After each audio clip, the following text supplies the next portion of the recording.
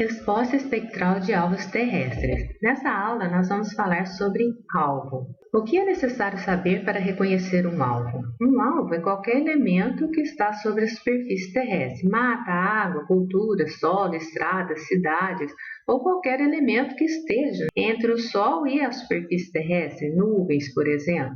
E é fundamental conhecer a refletância do alvo nas diferentes faixas de comprimentos de ondas. Nós terminamos a última aula falando que nós temos aqui diferentes respostas dos alvos para as diferentes faixas, bandas ou canais espectrais. O que seriam essas respostas? A resposta é o resultado da interação do alvo, do elemento, aqui no caso, então, por exemplo, a água, com a radiação que incide sobre ela. Então, eu tenho aqui, o que seria a interação da energia com o elemento? Quando um fluxo de energia incide sobre um elemento, essa energia pode ser absorvida, transmitida ou refletida. O que o sensor de um satélite na faixa do espectro solar vai medir? Ele vai medir a energia que é principalmente refletida em relação à energia que incidiu sobre ele. Isso é chamado de refletância. Então, a análise dos alvos para sensores que registram a energia que é refletida é baseada na sua refletância. E como que nós vamos saber a refletância do alvo nas diferentes faixas espectrais? A medida da refletância nas diferentes faixas espectrais é apresentada em curvas de assinaturas ou curvas de respostas espectrais, as quais iremos estudar agora. Então, o que são essas curvas de assinaturas de alvos da superfície? Essas curvas de assinaturas, elas são feitas em laboratório ou campo por aparelhos denominados espectroradiômetros. Então, o espectroradiômetro é um aparelho que capta energia refletida pelo alvo em diferentes faixas espectrais. O resultado, então, apresentado é uma curva de comportamento espectral, ou várias curvas, como no caso desse gráfico aqui, que nós vamos entender agora. Aqui eu tenho um gráfico de comportamento ou resposta, ou assinatura espectral de vários alvos: vegetação, concreto, solo, asfalto e água. Todo gráfico de assinatura espectral, ele traz no eixo X comprimentos de ondas. Então, vejam aqui, visível, na faixa do visível, azul até 0,5, 0,5 a 0,6 verde, 0,6 a 0,7 vermelho. Acima de 0,7 já vem um infravermelho próximo. No eixo Y, sempre refletância, aqui em percentagem. Então, da energia que incidiu, quantos por cento que foi refletido. Como descrever um comportamento aqui de um determinado elemento? Então, vou fazer a descrição do comportamento da vegetação. A vegetação reflete pouca energia na faixa do visível. Vejam aqui que no máximo aqui 10%. No visível ocorre a interação da vegetação com a energia que chega do Sol. Ela reflete pouca energia, ela absorve muita energia. Então, o gráfico só mostra o que reflete, mas nós sabemos de antemão que a vegetação verde, ela absorve os comprimentos de ondas da luz visível e da luz vermelha para a realização dos processos de fotossíntese e que ela reflete no verde, por isso nós a enxergamos verde. E na faixa do infravermelho próximo, a vegetação ela reflete muita energia, ela transmite também e ela absorve muito pouco, senão ela esquentaria. Então, para os processos de regulação de temperatura, a planta reflete bastante energia, 50% do que chega na faixa do infravermelho próximo. Como é o comportamento da água?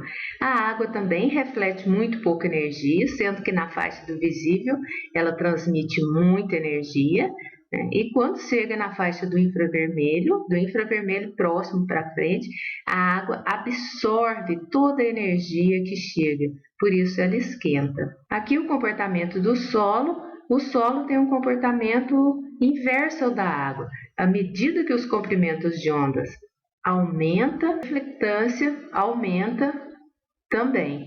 né? Ao contrário da água, que à medida que o comprimento de onda aumenta, a refletância diminui. Aqui eu tenho comportamento do asfalto, aqui tem comportamento do concreto. E nós vamos ver um pouquinho separadamente cada um desses alvos. Os elementos que influenciam a assinatura espectral da vegetação. Então, no slide anterior, nós só tínhamos aqui até o comprimento de onda 0,9, até a faixa do infravermelho próximo. Esse gráfico aqui já mostra o comportamento padrão da vegetação em toda a faixa aqui do espectro solar, até 2,5 micrômetros. Então, eu tenho que no visível ela reflete pouco, no infravermelho próximo até 1,3 micrômetros ela reflete muita energia, e aqui ela reflete de acordo com o teor de água na folha. Aqui são os elementos que influenciam essa assinatura. Então, na faixa do visível são os pigmentos de clorofila, na faixa do infravermelho próximo é a estrutura celular e na faixa do infravermelho médio é o teor de água na folha, como serão explicados a seguir. Então, aqui a resposta da vegetação na faixa do visível. No espectro do visível, como que se sabe, né? Por que são os pigmentos que influenciam o comportamento na faixa do visível?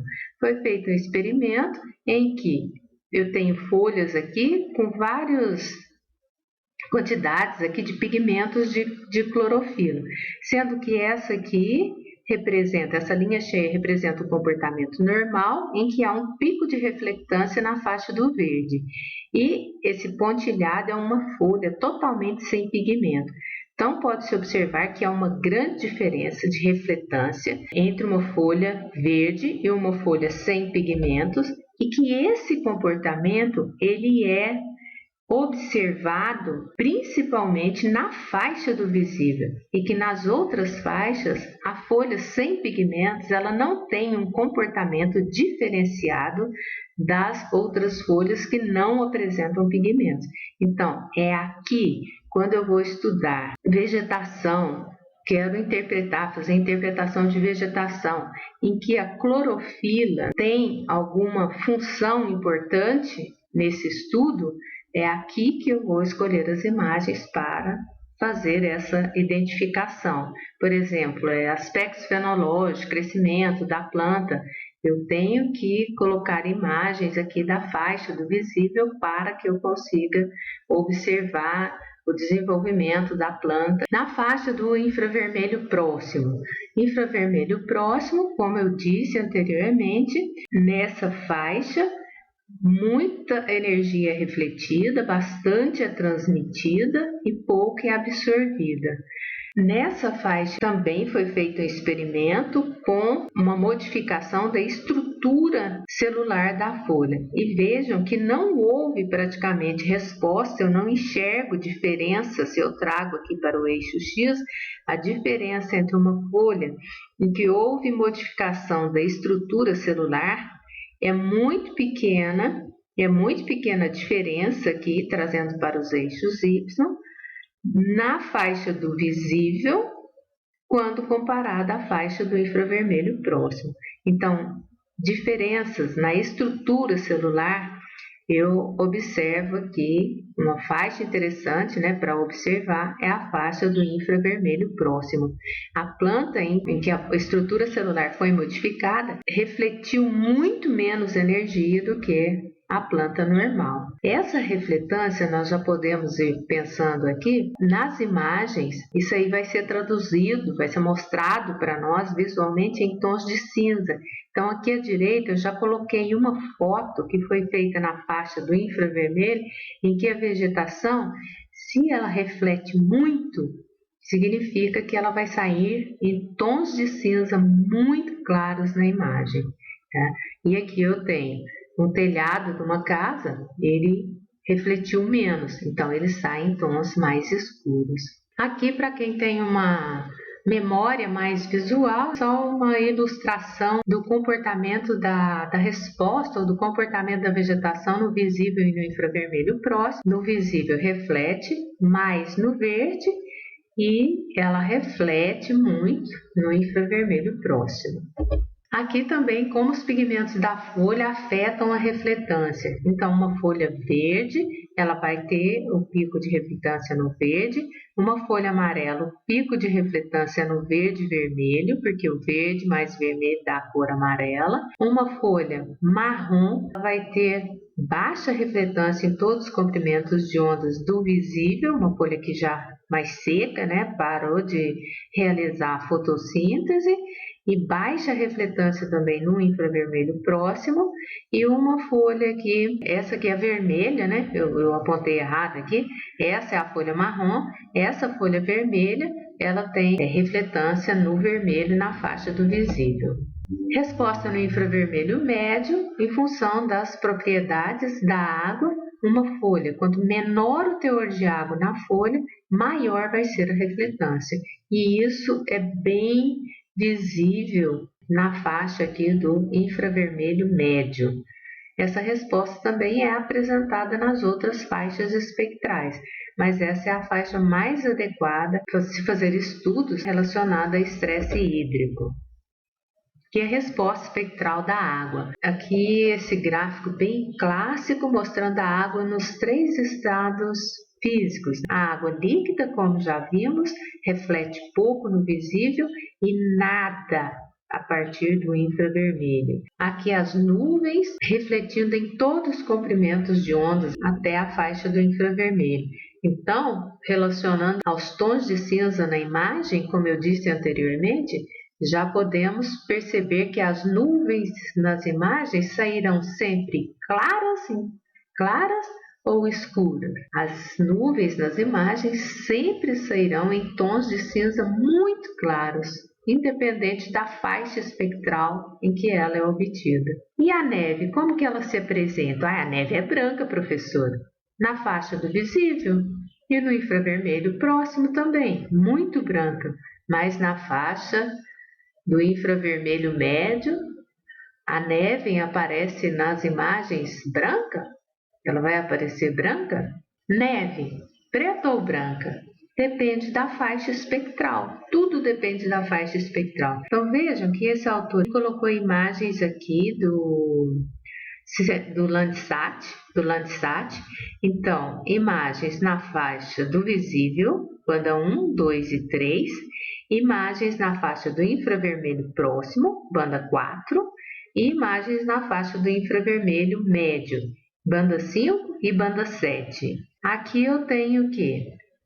O valor digital, que é o que o sensor vai registrar, que é um valor que está relacionado à quantidade de energia que foi refletida. Então, conforme mostrado no gráfico anterior, na faixa do visível, a neve reflete muito. Então, ele está analisando essa faixa aqui de neve e do lado eu tenho aqui água, né? Tem um córrego aqui apresentado numa cor escura que reflete pouca energia. E aqui eu tenho uma cor clara no visível, que é a neve. Então, vejam que a neve está clara nas bandas 1, 2 e 3, que é a faixa do visível. Quando for para o infravermelho próximo, ela já apresenta aqui um valor menor, menor refletância, e quando chega no infravermelho médio, ela já não reflete quase nada. Então, a neve aqui nessas duas faixas, ela se apresenta em tons de cinza muito escuros. Ele traçou o gráfico a partir desses valores aqui, relacionando a refletância. Vocês vão fazer um exercício em casa muito parecido com esse aqui. Eu peço para vocês analisarem valores que eu coletei, né? De valores digitais que eu coletei, e vocês vão plotar esses valores de acordo com as faixas espectrais lá obtidas em algumas bandas de um sensor do satélite Landsat. Então, vocês vão fazer o quê? No eixo X, vocês vão plotar os comprimentos de ondas, pode ser o comprimento de onda central, ou pode ser assim da maneira que ele fez, colocando as faixas espectrais, e no eixo Y, o valor digital. E vocês vão plotar esses valores nas bandas e fazer a união, depois fazer uma linha igual ao que esse autor aqui fez. Então, o que tem nesse gráfico é o que foi visto nessa teoria aqui atrás, né, mostrando que a neve reflete nessas faixas espectrais aqui, até o infravermelho próximo. Por isso a importância de entender, de saber de cor os comprimentos de ondas que eu frisei na aula passada. Tenho aqui comprimentos de ondas do visível até 0,7, infravermelho próximo até 1,3 e depois infravermelho médio. Se eu entendo esse comportamento, eu venho aqui e entendo que a neve está clara aqui, porque refletiu muito, aqui ela já refletiu menos, ela ficou um tom de cinza mais escuro, e aqui ela vai ficando praticamente preta, porque ela refletiu muito pouco. Bom, aqui já tem a resposta espectral de vários alvos. Nós vamos fazer a interpretação das imagens quando chegar o momento, utilizando gráficos assim com várias curvas. Então, eu tenho que saber que essa é a curva padrão da vegetação, que essa é a curva padrão da água limpa. Aqui já foi incluída uma água turva ou com sedimentos em suspensão, e a água turva ou com sedimentos, como ilustra essa figura aqui, ela reflete mais do que a água limpa. Então, vejam aqui, ó, ela reflete mais até um pouco aqui do infravermelho próximo. Ela reflete mais que a água limpa. Isso significa que a água com sedimento em imagem vai aparecer em tons de cinza mais claros, e a água que é limpa, profunda, vai aparecer sempre em tons mais escuros. Aqui foi incluído, então, comportamento espectral também do solo, esse aqui é o solo arenoso, e aqui um solo argiloso. O comportamento do solo vai estar relacionado aqui principalmente à textura. Solo com textura grosseira, um solo arenoso, ele sempre vai refletir mais do que o solo argiloso. O solo também, essa curva ela pode ser relacionada à curva de comportamento de área urbana, porque a maioria dos telhados é feito de barro, então nós vamos utilizar essas curvas também para relacionar a área urbana. Aqui tem uma curva também de comportamento comparando o solo, uma vegetação sadia e uma vegetação seca. Então, esse vão ser os estudos que nós vamos sempre que ter em mãos, né, para entrar na fase de interpretação das imagens. Resposta espectral de alvos versus sensores, que será o assunto da próxima aula. Os sensores produzem imagens em faixas espectrais, e isso já está bem entendido. A assinatura espectral do alvo é fundamental para a seleção de bandas e interpretação das imagens. Então, eu devo escolher bandas em que eu tenho diferenciação entre os elementos na imagem. E isso eu vou fazer essa escolha em função das curvas de assinaturas espectrais. Então, o que esse gráfico aqui tem de novo em relação aos anteriores? Eu já sei que um gráfico de comportamento espectral que sempre traz no X comprimento de ondas, no Y refletância, e que isso aqui são as curvas de comportamento da vegetação, do solo e da água. E aqui foi inserida as faixas de comprimentos de ondas, azul, verde, vermelho e aqui infravermelho próximo. As assinaturas espectrais são processadas no sensor do satélite como valores digitais, para que a gente possa fazer a visualização dessas imagens, o processamento, para que essas imagens possam ser enviadas para a superfície terrestre. Elas são transformadas em produtos digitais. O que eu tenho de diferente agora nesse slide? Comprimento de ondas, wavelength, e refletância, já conheço. E as faixas espectrais aqui até o infravermelho próximo, bandas 1, 2, 3 e 4. Eu tenho de diferente aqui, que aqui eu tenho comprimentos de ondas, e ao invés aqui de plotar refletância, foi plotado o valor de pixel. Valor de pixel de uma imagem de 8 bits, que nós vamos entender na próxima aula, mas já dá para entender. Relacione que esse número está relacionado à refletância. E quanto maior esse número, maior o valor do pixel, maior vai ser a refletância. E, logicamente, quanto maior a refletância, mais claro, tom de cinza mais claro, aquele elemento vai ser representado na imagem. Valor de pixel é também chamado de valor de brilho, é também chamado de valor digital ou nível digital. As assinaturas espectrais são processadas como valores digitais e apresentadas visualmente em tons de cinza. Aqui eu já coloco um gancho para a próxima aula. Eu tenho uma imagem digital representada por valores ou níveis digitais e aqui o que nós vamos enxergar na imagem visualmente. Então, cada elemento dessa imagem aqui é um pixel, que nós vamos ver na próxima aula. Então, onde eu tenho os valores zero, significa refletiu zero. Se refletiu zero, zero relaciona a ausência de cor. Zero é preto na imagem. Então, zero é preto e o máximo valor é branco. E entre o zero e o máximo valor, eu vou ter os tons de cinza. Valor zero, então ele está representado na imagem como preto. Máximo valor dessa imagem, que é de 8 bits, 255. Então, nessa imagem aqui, esse elemento saiu branco. E eu tenho valores intermediários, então o valor 100, representado por um tom de cinza, o valor 50 mais próximo do zero, um tom de cinza mais escuro.